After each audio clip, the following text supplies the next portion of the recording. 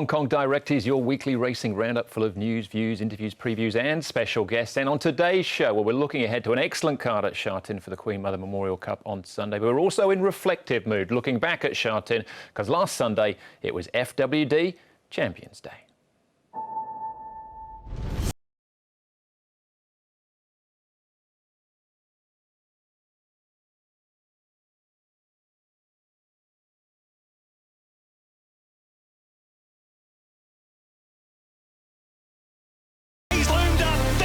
Sprint prize, it's heading to Wellington.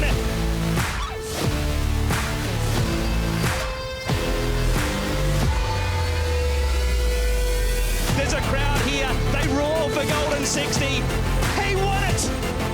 Congratulations!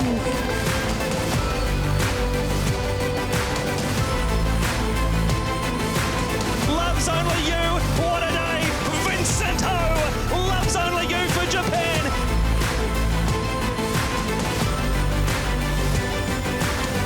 It's amazing today.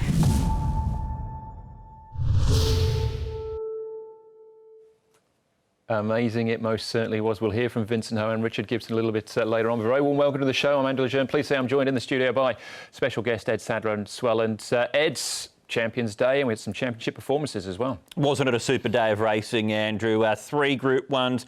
I think it was really positive from a Hong Kong point of view that we got a Hong Kong win in the Chairman Sprint Prize with a horse that I don't think we've seen the best of just yet in Wellington. A Japanese domination of the QE2 Cup, filling the first 4 spots, and it was heart and mouth stuff with Golden 60, but like good horses do, he found a way to win and keep that record intact. Yeah, it certainly made it exciting. And exciting for the crowd on course, that it actually felt like a big day as well with the atmosphere there. That just added to it as well. And I think it was special with Golden 60 that, as Mark said in the call, when he hit the front with 250 metres left to go, they did give him a roar. He hasn't had that since he's been the top horse in town. He deserved that. And yeah, it was great to have people back at the races for a day like that. All right, so as I mentioned, we will look ahead to the Queen Mother Memorial Cup later on the show. We'll hear from Richard Gibson in part 2 of the show. We'll start off, though, with the man of the day, with the 2 wins, 2 of the Group 1s, and he was Vincent. It was definitely an amazing day for me. With Golden 60 win again, and which we learned something new from him after many runs. And also the QE2 Cup, of course. And yeah, that's for sure an unforgettable one. And it's still a few months to go, so I need to get my focus back. Let's talk through those 2 Group 1 wins, starting off then with Golden 60 in the Champions Mile. Jump out of the gates, you settle towards the rear alongside of More Than This. After the first couple of 100 metres, how was he travelling? How happy were you with where you were in the run? Felt a bit, quite slow. Race pace was too slow, and he might be a little bit too fresh. He travelled quite keen. I think it's both ways, because the pace is slow and he didn't run for 2 months, so he travelled quite keen. When I hit the top of the straight, I was already alongside the leaders, and when I pressed, he went. But of course, I knew he'll think his job done when he is in front, so I had to ask him harder than normal to keep him going. But when Joe come closer, and he actually go again, so yeah, which we learned something new from him.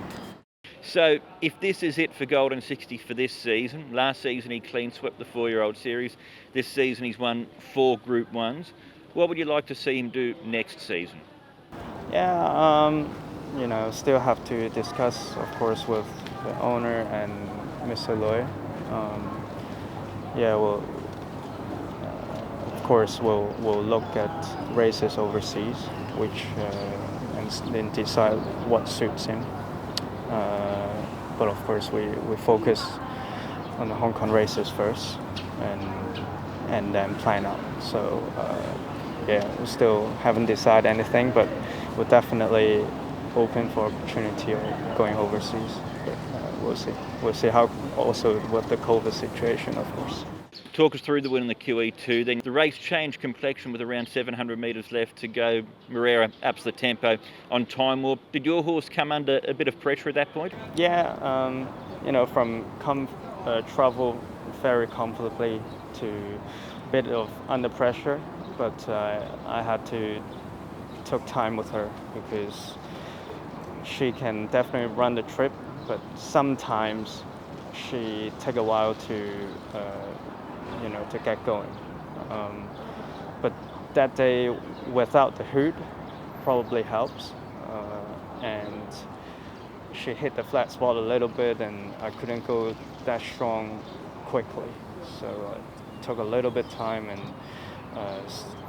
start to knuckle her, and she responds very well afterwards, after the field strike. So when she catch her breath and she come along very quickly, and in a straight, that turn of foot is good, strong enough, I think. Loves Only You, Daring Tactin out wide, Glory Vase. It's the girls, Loves Only You's in front. Daring Tactor's coming again from Glory Vase. Loves Only You, what a day. Vincent Ho, Loves Only You for Japan.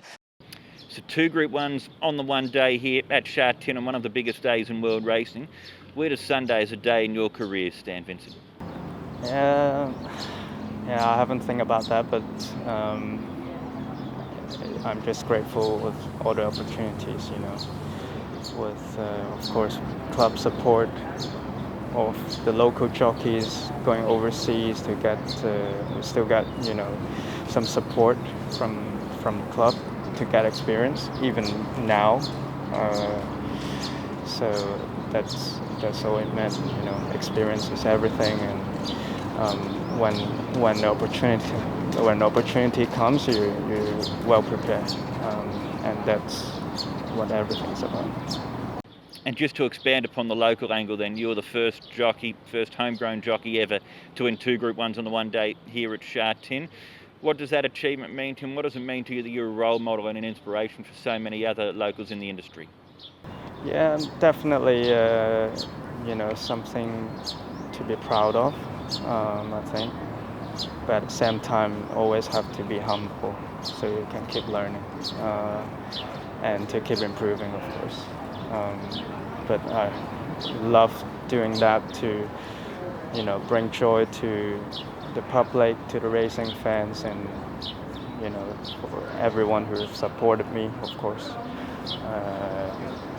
And in this sort of tough situation that everyone can't go anywhere, and maybe getting some depression, you know, from the situation, and this hopefully can lighten them up a little bit, and, you know, I'd love to bring them joy, and of course to